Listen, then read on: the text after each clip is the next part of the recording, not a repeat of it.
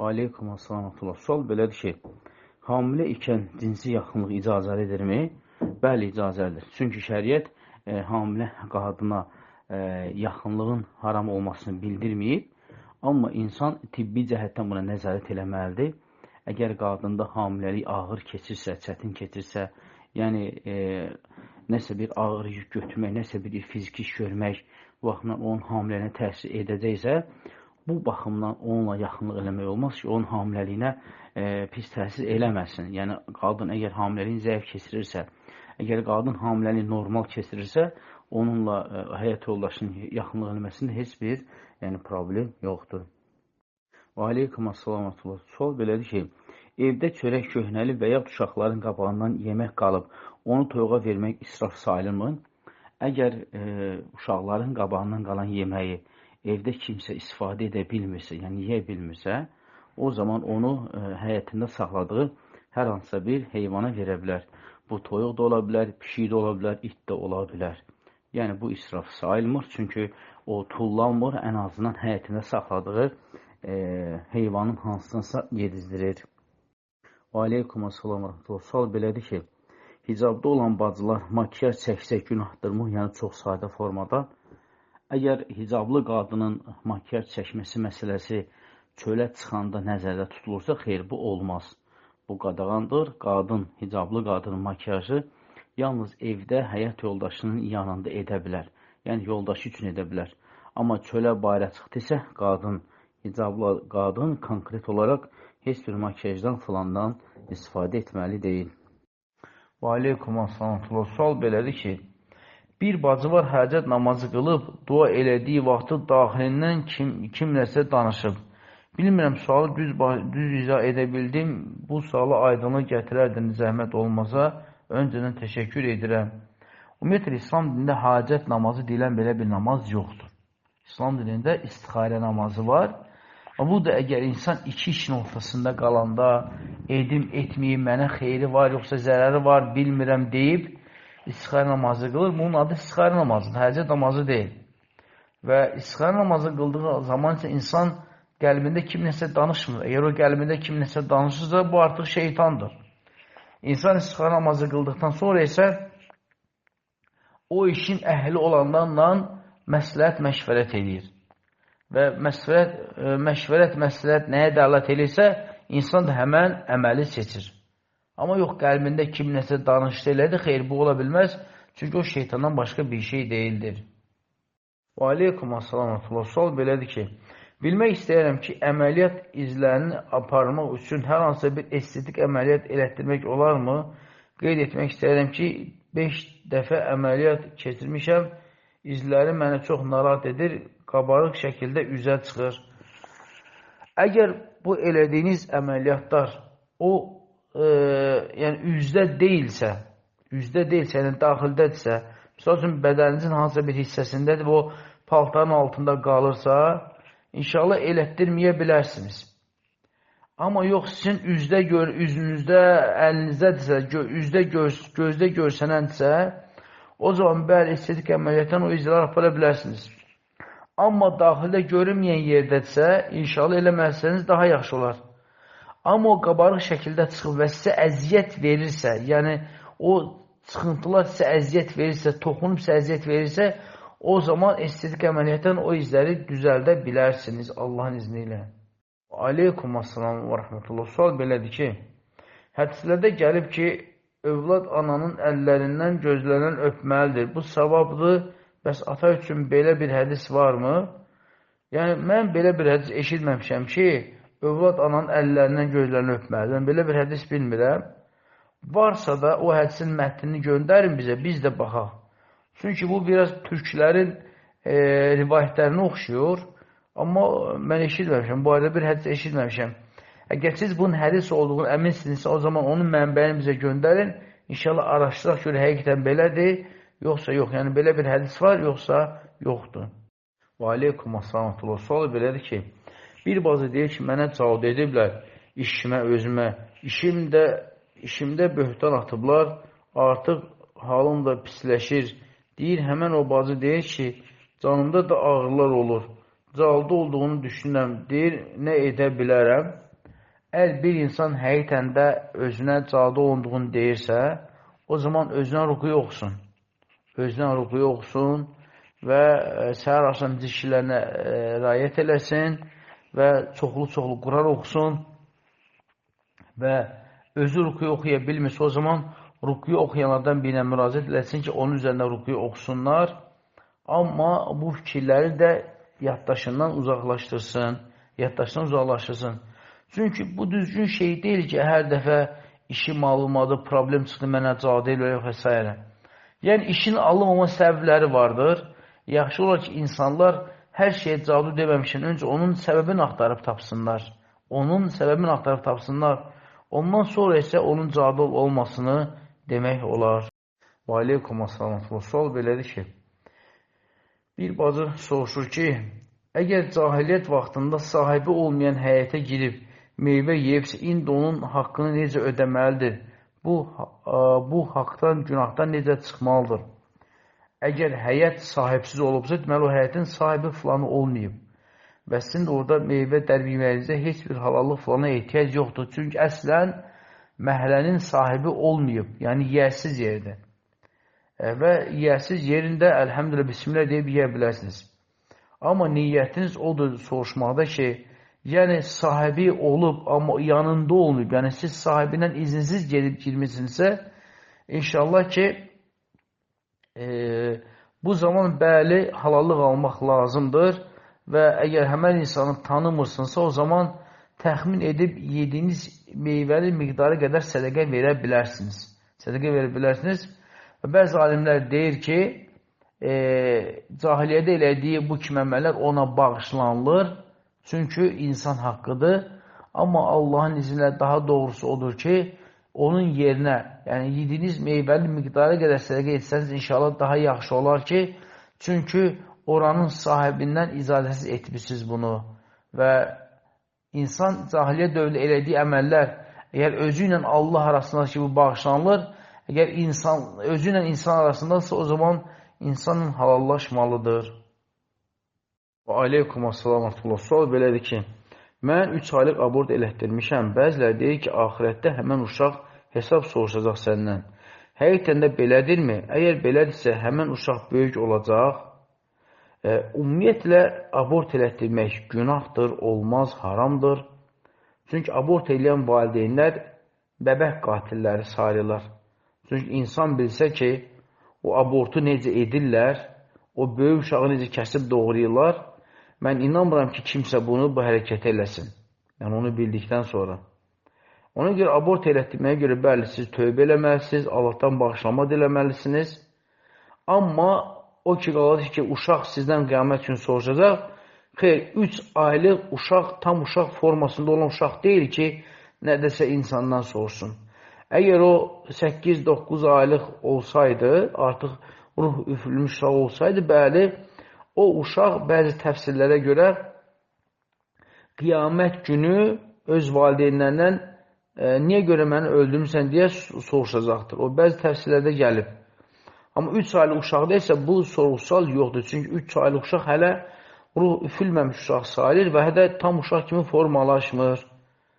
Bəli, elədiyiniz əməl günahdır, haramdır, tövbə edin, bağışlama diləyin.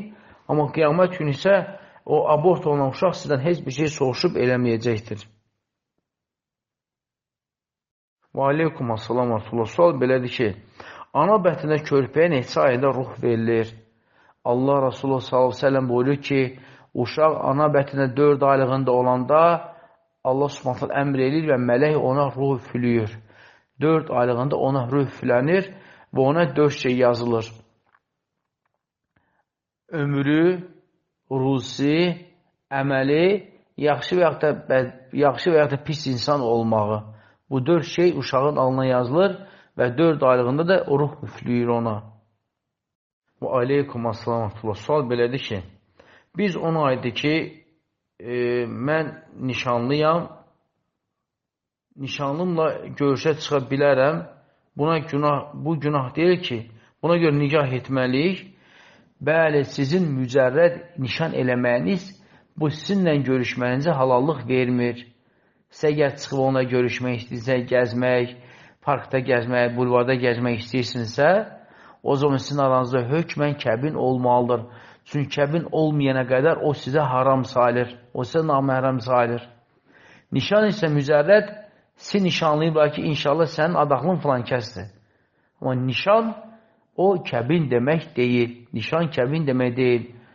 Görüşmək üçün hökmən sizin əlinizdə kəbin olmalıdır. Yəni siz kəbinli olmalısınız. Və aleykum assalam və rahmetullah. Sual belədir ki, bəlkə də qəribə çıxacaq dediyim söz. Mən 3 ildə ailəliyəm. Beynimə həmişə çox pis fikirlər gəlir. Və güya mən neçə illər sonra yoldaşıma xəyanət edəcəm, ayrılacaq, çox pis şeylər olacaq. Hər gün bu fikirlər gəlir beynimə. Lənət şeytana deyirəm, xeyri yoxdur, mən nə edim? Ümumiyyətlə siz çalışın ki, beyninizdən bu fikirləri atasınız. Və bu fikirləri beyninizdən atmaq üçün sizə çoxlu iman və taqva lazımdır. Siz Quran oxumağı öyrənməyə başlayın. Siz vaxtınızı Quran oxumağa keçirdin. Və gün ərzində müəyyən saatları Quran oxumağa sərf edin. Siz səhər axşam zikirlərini edin. Və mütəmadi olaraq ona rayət edin. Və gün ərzində çoxlu Bəqərə surəsini dinləyin. Və beyninizə bu cür fikirlər gələn kimi Lə iləhə illallah estağfurullah və atubə zikrini təkrarlayın. O fikri beyninizdə irələməyinə imkan verməyin. Mücərrəd beyninizə gələrkən bu deyilən zikirlərdən birini edin, davamlı edin. İnşallah ki, şeytan sizdən uzaqlaşıb gedəcəkdir.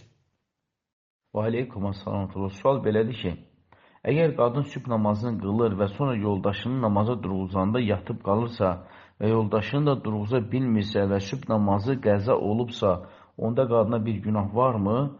Bu hal çox olub, hər dəfə durğuzuram, amma yuxuya gedib bir də vaxt çıxanda ayırıram.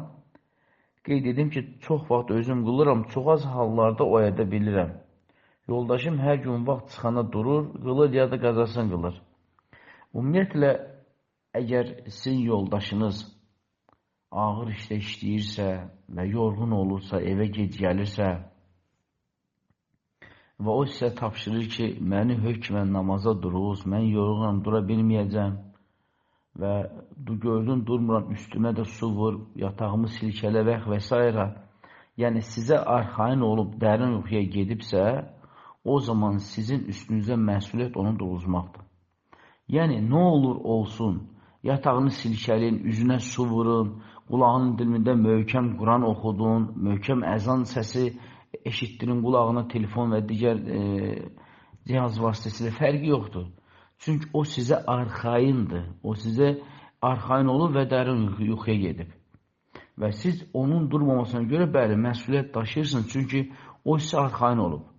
Amma yoldaşınız ağır işlə işləmir, evə də tez də gəlir, sadəcə özü gecə sosial şəbəkələrdə vaxt keçirir, namaza 1-2 saat qalmış yatır və deyir ki, əşi, məni də durğuzarsan belə elə və yəni demək istəyirəm ki, üzürlü səbəb deyil, qeyri-üzürlü səbəbləri görə gec yatırsa və sizə deyirsə ki, məni də durğuzarsan və bu halda siz onu durğuzmamağınıza görə günah daşımırsınız.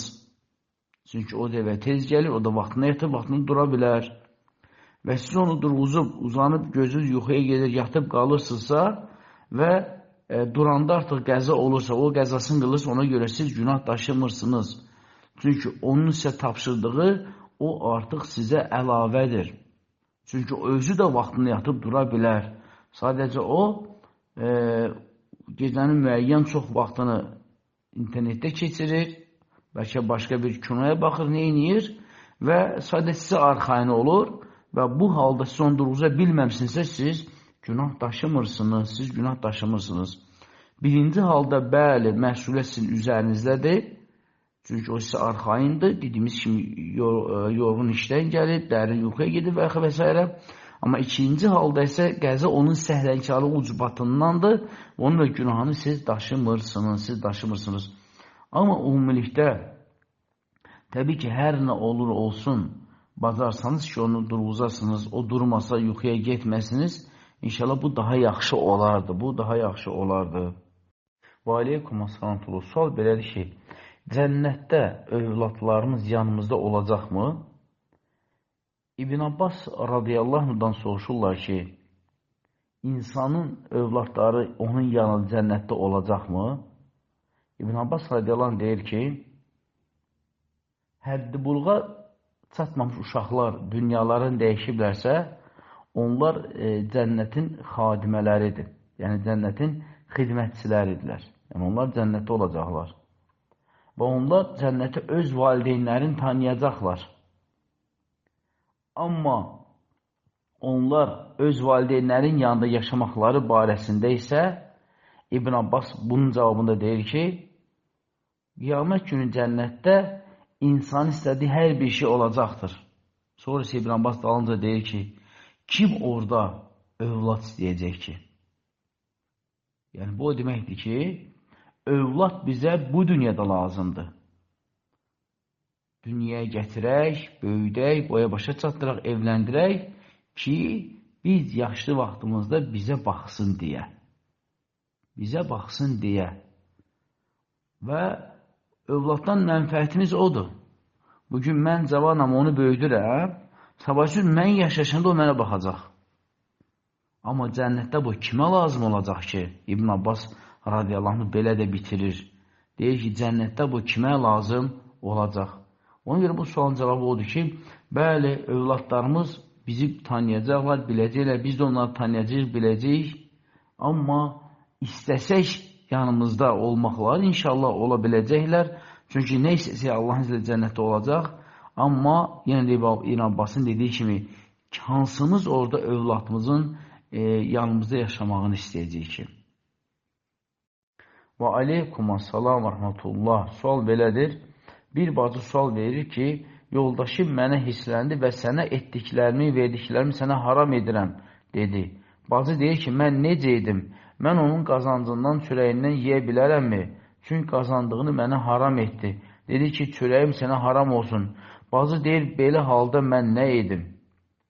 Ümumiyyətlə, ilk öncə onu söyləyək ki, bir müsəlman ailə başçısına hisslənən vaxtı uşaqlarına, yoldaşına deməsi ki, mənim qazancım sizə haram olsun, verdiklərim sizə haram olsun.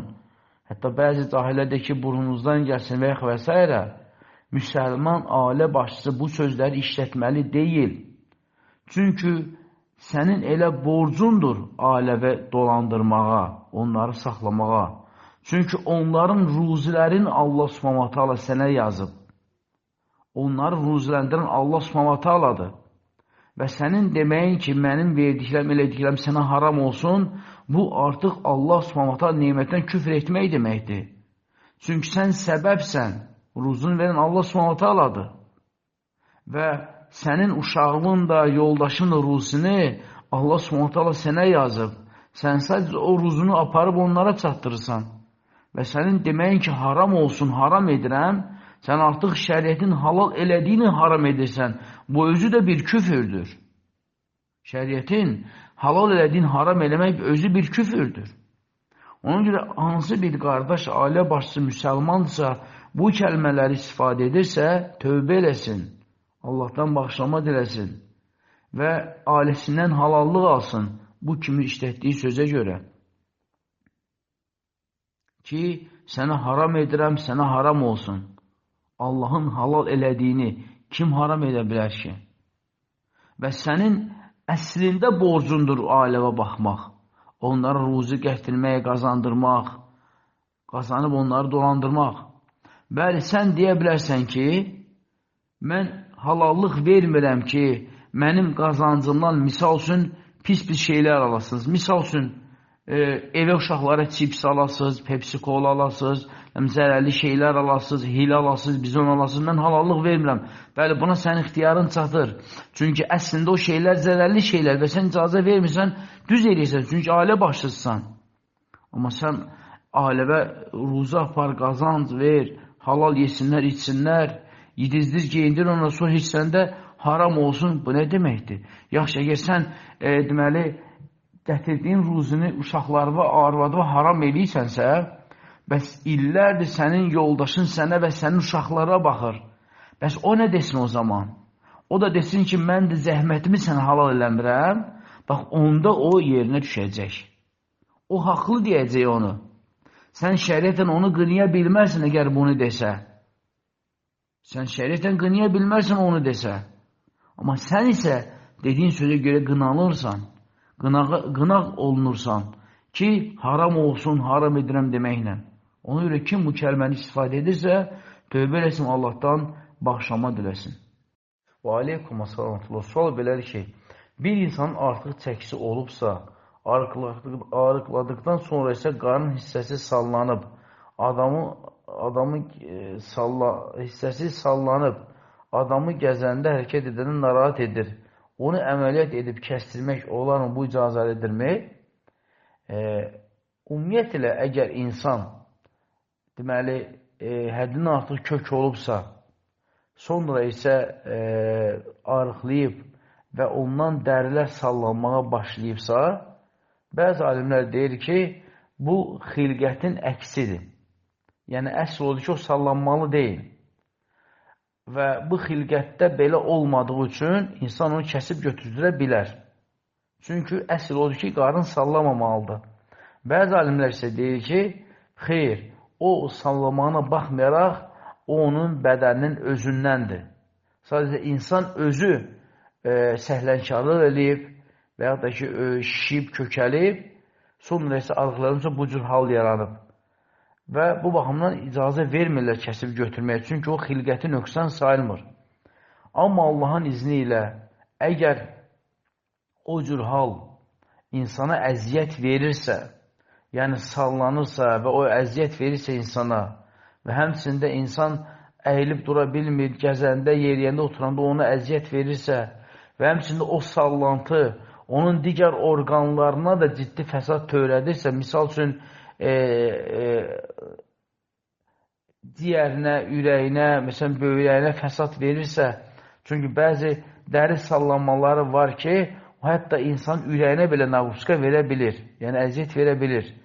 Əgər o dəri sallantısı o haldadır ki, onun digər əzalarına da fəsad verirsə, inşallah ki, əməliyyat edib kəsib götürmək olar. Əgər ki, sonra bir fəsad olmayacaqsa, yəni kökəlmə baş verməyəcəksə. Amma yox, qarın sallantısı o boyda böyük kobud deyil. Sadəcə insanın özündə ona qarşı kompleks var və kompleks olduğuna görə elə zənn edir ki, ona maneə törədir.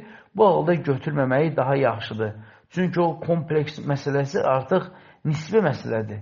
O nisbi məsələdir, o ittifaq olmuş bir məsələ deyil.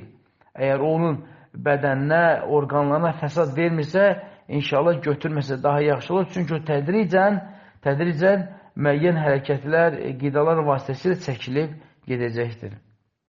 Və aleykum əssalamətullah. Sual belədir ki, qız övladının boynundadırmı valideynə tam baxsın, yoxsa oğlan boynundadır? Ümumiyyətlə, ataya, anaya baxmaq həm qızın boynundadır, həmçində oğlanın boynundadır. Düzdür, bizim mentalitetdə ata-anaya baxmaq oğlanın boynundadır. Deyirlər ki, qızın başqa evlərdədir.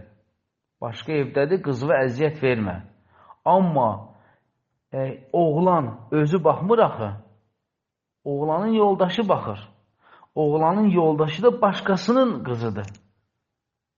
Amma sənin qızın gəlib sənə baxsa, öz ata-anasına baxsa, başqasının da qızı öz atasına baxar. Ona görə bu düzgün deyil ki, qız baxmalı deyil, oğlan baxmalıdır. Əslində qız da baxmalıdır, oğlan da baxmalıdır. Çünki ata-ana bunundur. Çünki orada batıra bilər, müəyyən xoşagəlməz hallar eləyə bilər və yad qızı eləyəcək, amma hadisə danışa da bilər onu. Amma öz qızı eləsə isə, heç şeydə danışıb eləməyəcək. Çünki istəməyəcək ki, öz atasının, anasının eybi hadisi açılsın.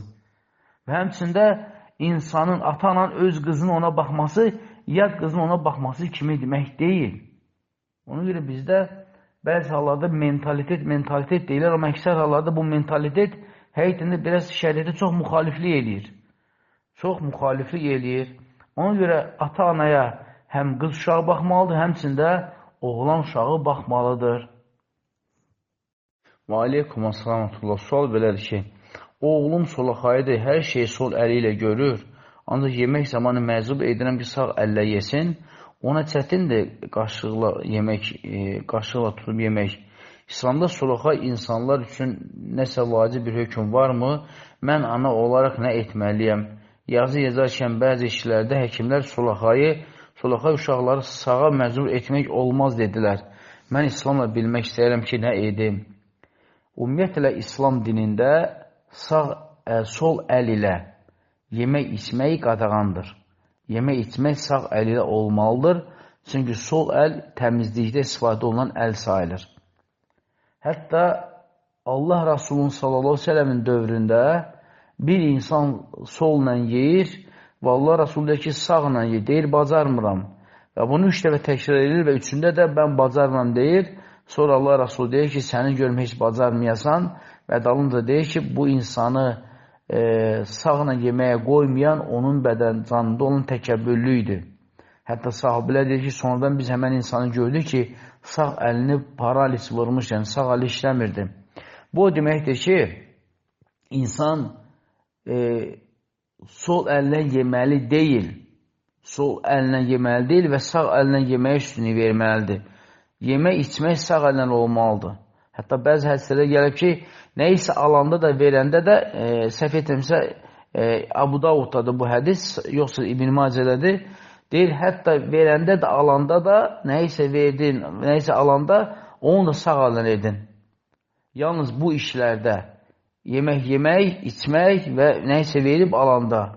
Amma o ki, qaldısa ki, iş görəndə, misal üçün, yazı yazanda və s. Bu halda onun solaxa olmasında heç bir problem yoxdur. Heç bir problem yoxdur. Və siz ana olaraq inşallah onu məcbur edin ki, sol əllə deyil, sağ əllə yesin, içsin və alanda da, nəysə alanda da, verəndə sağla eləsin.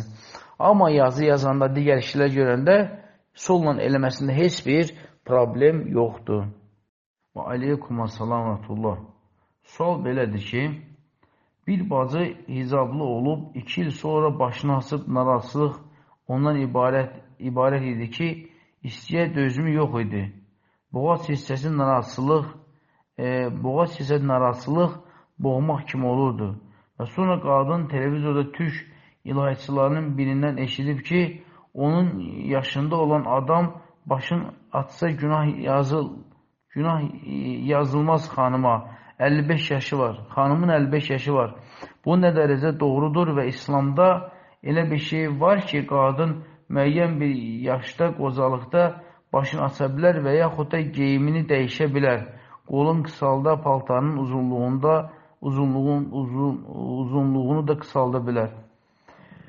Ümumiyyətlə, qadın bacaran qədər hicablı olmalıdır. Hətta yaşı ötsə də belə, yaşı 55 falan olsa da belə. Ümumiyyətlə, İslamda, Quran-ı Kərimdə Allah Subhanahu Taala qadınların hicablarının örtülməməsi məsələsində orada yaş həddin bildirmir. Allah Taala bildirir ki, o qadınlar ki, kişilərin onlara evlənmə rəğbəti yoxdursa, yəni o qadınlar ki, misal üçün kişilər ondan evlənmə rəğbəti yoxdur. Yəni, artıq kişilər ona fikir vermir və heç kim onun evlənmək rəğbəti bəsləmir. Bu halda bəzi alimlər deyir ki, qadın hicab taxmaya bilər. Amma taxmağı isə daha yaxşıdır. Taxmağı daha yaxşıdır. Çünki qadın olmalı ki, 55 yaşı olsun, amma qıraqdan baxarsan, deyərsən ki, məsəl üçün 40-45 yaşında qadındır və kişilər ondan ailə qurmaq istəyər. Belə qadın təbii ki, hicabı hökməndə hicabın bağlasın. Amma o qadınlar ki, misal üçün, yaşlar ötüb, ahıl yaşındadır və qadında evlənmə rəğbəti qalmayıb, heç kim həmən o qadına şəhvət gözü ilə baxmır, ehtiras gözü ilə baxmır, heç kim ona baxanda ehtiraslanmır və qadın hicablı oldu, hicabsız oldu, önəm daşımır. Bəli, belə halda həmən qadın hicab bağlamaya bilər. Amma ki, bağlamağı daha yaxşı olar. Amma ki, qalsa ki, qolu açıq, paltarı qısa və s. Xeyr, bunu etməli deyil. Bunu etməli deyil. O elə bacaran qədər özünü qorumalıdır. Və aleykum assalam. Sual belədir ki, ananın oğlun 20 yaşı var. oğlundan balaca uşaqlar ona naməhrəmdir, yoxsa yanında başını aça bilər. Ümumiyyətlə, ananın bütün övladları ana üçün məhrəmdir. Naməhrəm deyil. Ananın oğlunu istər 20 yaşı olsun, istər 30 yaşı, istər 15 yaşı, onlar hamısı ananın övladlarıdır və ananın məhrəmləridirlər. Və onların yanında başı açıq gəzə bilər.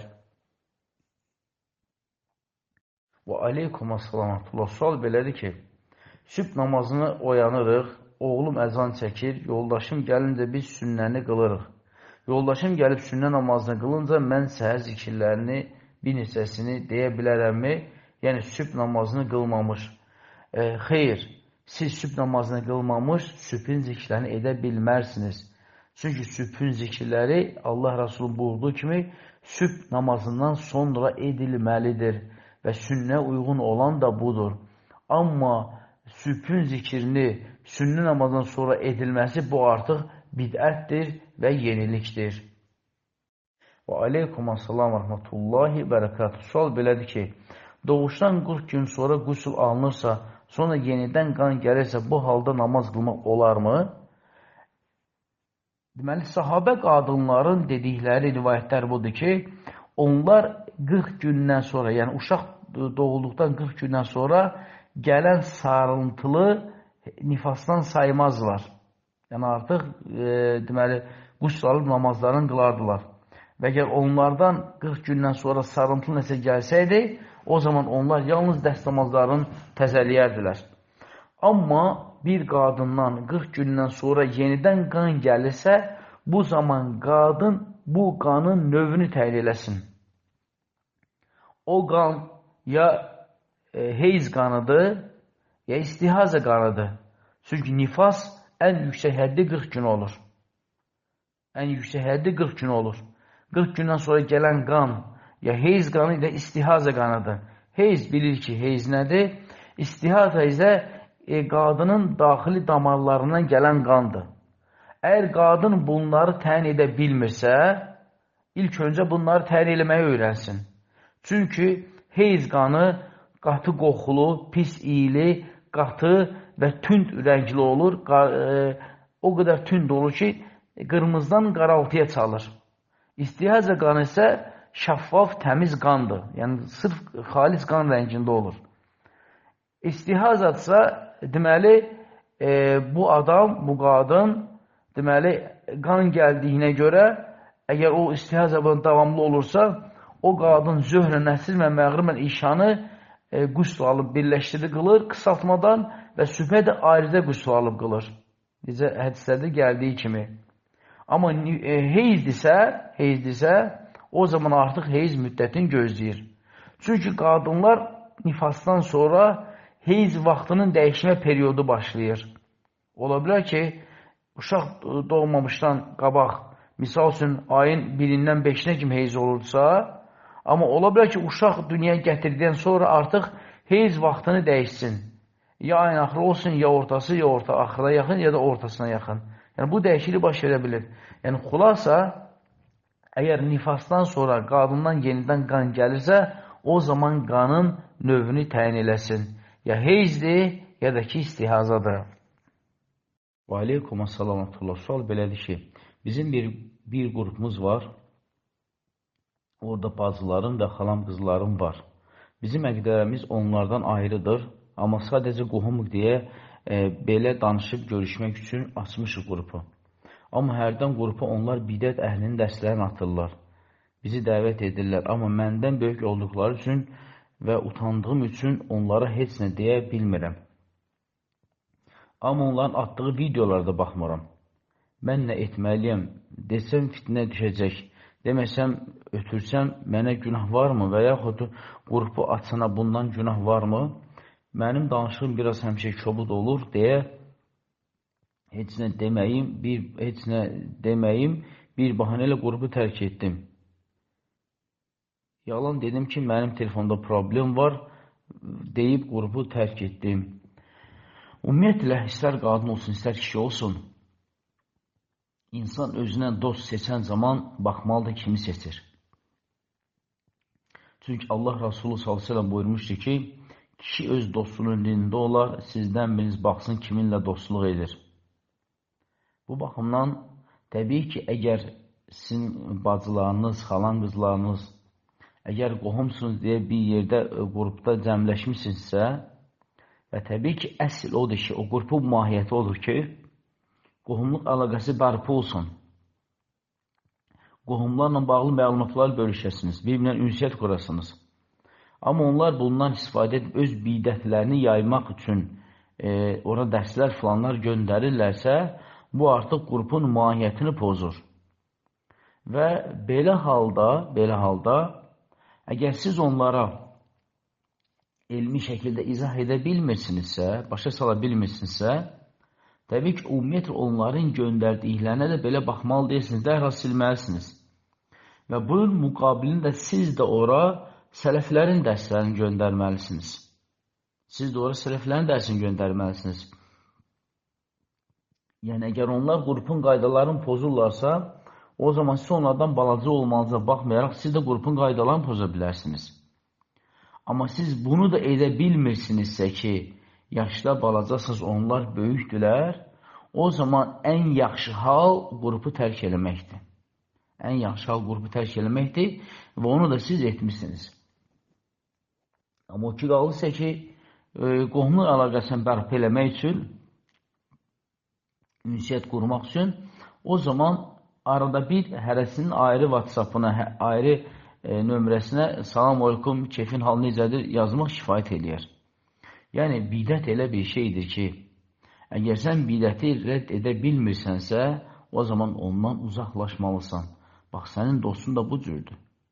Əgər sənin dostun başqa əqidə, başqa bidət sahibidirsə və sən onunla dostluq edən zaman ona nəsihət edə bilmirsənsə, o zaman o insanla dostluq eləməyin də düzgün deyil. Ona görə ki, o səni öz yoluna çəkəcək.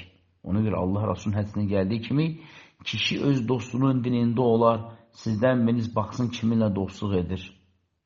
Ya o səni çəkəcək, ya sən onu çəkəcəksən. Əgər sənin elmin, hüccətin, dəlilin, onun kimi danışıq qabiliyyətin yoxdursa, deməli, o danışacaq, sən də susacaqsın. Ona görə qrupu tərk etməyiniz Allahın izi ilə daha düzgün rəydir. Və aleykum assalamətullah, sual belədir ki, baş örtüsünün Quranda keçib keçmədiyi haqqında tərəddüdlərim var. Bunu necə aydınlaşdıra bilərəm? Əsla baş örtüyünün, yəni hicabın vacib olmasının və örtülmə qaydasının və haralar örtülməlidir və necə örtülməlidir, bu barədə əsla heç bir tərəddüdə falan ehtiyac yoxdur. Çünki bu barədə həm Quran surəsinin, Nur surəsinin və həmçinin Əhzab surəsində bu barədə ayətlər vardır və həmçində Muhammed sallallahu aleyhi və səlləmin kifayət qədər bu haqda hədisləri vardır. Çünki Quran və hədislər İslam dininin mənbəyi sayılır. Yəni, onun dayaqları sayılırlar. Onun söykəndikləri dəlillərə əsaslanırlar. Yəni, İslam dini Quran və bir də Peyğəmbər sallallahu aleyhi və səlləmin hədisləri üzərində dayanır. Yəni, dayaq olaraq Quran və sünnəyə arxain olur, yəni söykənir. Ona görə, əlhəmdülillah, əgər biz Quranda bir şey ümumi tapdıqsa, hökmən biz hədislərə müraciət eləməliyik və əmin olun ki, hədislər həmən Quran ayəni, yəni mücməl gələn Quran ayəni müfəssəl olaraq insanlara çatdırır. Çünki Quran Muhammed sallallahu aleyhi və səlləmə nazil olub. Və Allah subhanahu Quran kəndə buyurur ki, biz sənə bu Quran nazil etdik ki, لِتُبَيْلَ لِنَاسِ مَا نُزِلَ إِلَيْهِمْ sən insanlara, onlara nazil olanı onlara başa salasın deyə. Yəni, Quran Muhammed sallallahu aleyhi ve sellemə nazil olub ki, Allah subhanahu ta'ala Muhammed sallallahu aleyhi ve sellemin bu Quran nazil edib ki, Muhammed sallallahu aleyhi ve sellem insanlara onu bəyan eləsin. Ona görə baxsaz, görsəz ki, sizdə baş örtüyünə tərəddüd varsa, deyirsəz ki, mənim baş örtüyü barədə tərəddüdüm var, Quranda var, yoxsa yoxdur, əsla bu şeytandandır. Ona görə qeyd etdiyimiz kimi birinci, açıq olaraq həm Nur surəsində, həmçində Əhzab surəsində bu barədə ayətlər vardır, açıq-aşkar. Bu bir. İkinci də, əgər siz hicaba tərəddüd edirsinizsə ki, Quranda var yoxsa yox, onda siz gərək namaza tərəddüd edəsiniz. Çünki Allah Subhanahu Quran kimdə buyurur ki, namaz qılın, oruç tutun. Amma namazın qılma forması Quranda yoxdur. Və ya da ki, orucun tutma forması Quranda yoxdur. Allah Teala deyir ki, həcc edin. Amma həccin necə edilməsi barədə Quranda yoxdur. Və həmçinin də deməli, zəkat və həmçinin digər ibadətlər, hansısa ki, İslamın rukunlarıdır, onlar barədə Quranda müfəssəl yoxdur, mücməl gəlib. Ona görə Muhammed sallallahu aleyhi və səlləm Quranı bizə açıqlayıb. Ona görə biz əgər desək ki, yox, biz yalnız Quranla gedirik, biz hədis qəbul etmirik, onu da Allah qorusun, biz zındıqlardan olarıq. Biz, belə deyim, nəfsimizə, qəlbimizə vəsvəsə dolmuş olan insanlar kimi olarıq ki, yalnız Quranla gedək, Qurandan başqa heç bir şey götürməyək. Çünki Quran Peyğəmbər s.ə.və nazil olub. O, hər birimizə nazil olmayıb. Quran Peyğəmbər s.ə.və nazil olub ki, Muhammed s.ə.v onu insanlara açıqlasın. Onu insanlara açıqlasın. Ona görə baş örtüyü barəsində əsl heç bir tərəddüdə fulana ehtiyac yoxdur. Çünki bu şeytandandır.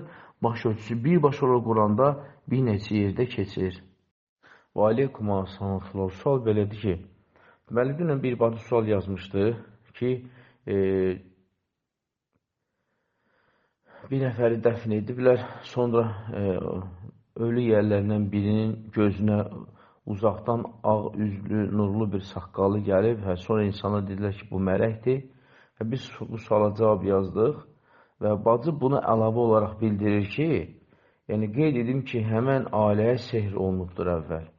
Yəni, bu cümləni siz dünən yazsaydınız, Allahın izni ilə, bizim üçün tam aydın olardı ki, bax, həmən insanlar əgər sehr olunublarsa, bax, onların gözündən görsün, məsələ şeytandır. Məsələ onlar şeytandır. Sadəcə şeytan onların gözündən nurlu bir, saqqallı bir kişinin formasına gəlib. Çünki soru-suala gələn mələklər bizim yaşadığımız həyatda gəlib soru-sual eləmirlər.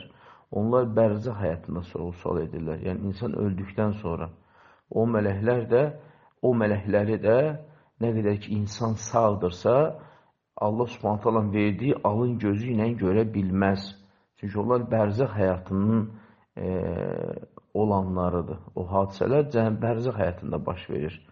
Və o hadisələr bizim bu dünyadakı alın gözlərimizlə görmək mümkün deyil. Və bu insanın sizin əmrinizin də dəfindən sonra gözünə görsənən elə Allah izni ilə məsələ həmən o şeytanlar olub. Və aleykum assalam və rəhmətullah. Sual belədir ki, anamın və ya atamın dayısı, əmisi mənim üçün naməhrəmdirmi ya yox? Xeyr, sizin ananızın və ya atanızın dayısı və əmisi siz üçün naməhrəm deyil, əksinə məhrəminizdir. Niyə görə?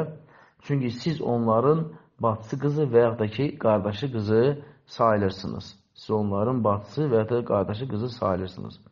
Yəni, misal çəkək ki, siz onu başa düşə bilərsiniz. Misal üçün, sizin özünüzün qardaşınız. Əgər ya atadan birisiniz, ya anadan birisiniz, fərqi yoxdur. Və ya da ki, həm atadan, həm anadan birisiniz, bunun da fərqi yoxdur. Allah xüsus, o sizin qardaşınızdır. O sizin qardaşınızdırsa, o sizə qiyamətə qədər məhrəmdir. Və qardaşınızın oğlu da sizə qiyamətə qədər məhrəmdir. Və qardaşınızın oğlu da sizə qiyamətə qədər məhrəmdir. Bu nə deməkdir? Çünki sizin onun atası ilə olan qohumluğunuz o birbaşa qan qohumluğudur ki, hansı ki, o qiyamətə qədər davam edir. O qiyamətə qədər davam edir.